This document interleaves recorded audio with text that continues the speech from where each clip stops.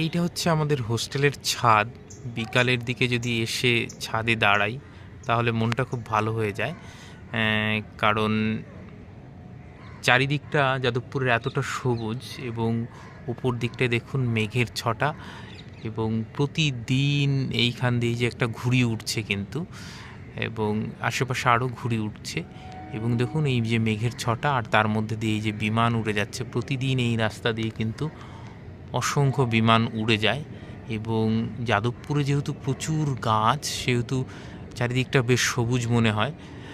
আর এই যে বিমানের পাশাপাশি এইখানে কিন্তু চাঁদ মামাও রয়েছে।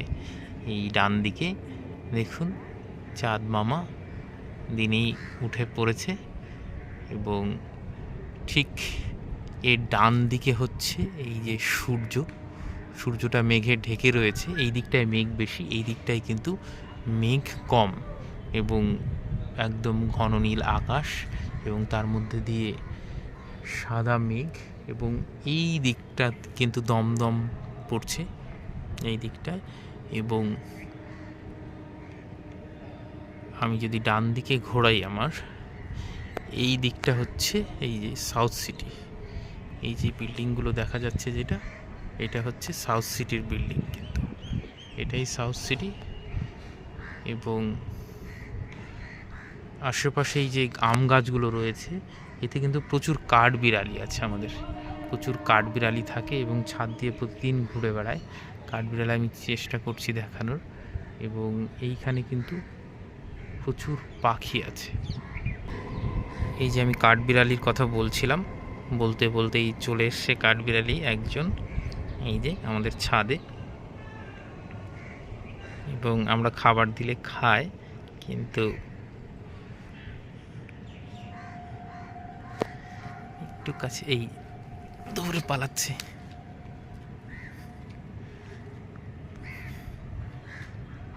এখান দিয়েই থাকে সারাদিন। আমাদের যে পেয়ারা গাছ আছে ওই দিকটায়, পেয়ারা গাছে পেয়ারা খায় এবং এই গাছগুলোতেই থাকে। এবার কিন্তু ওই গাছে চলে গেল।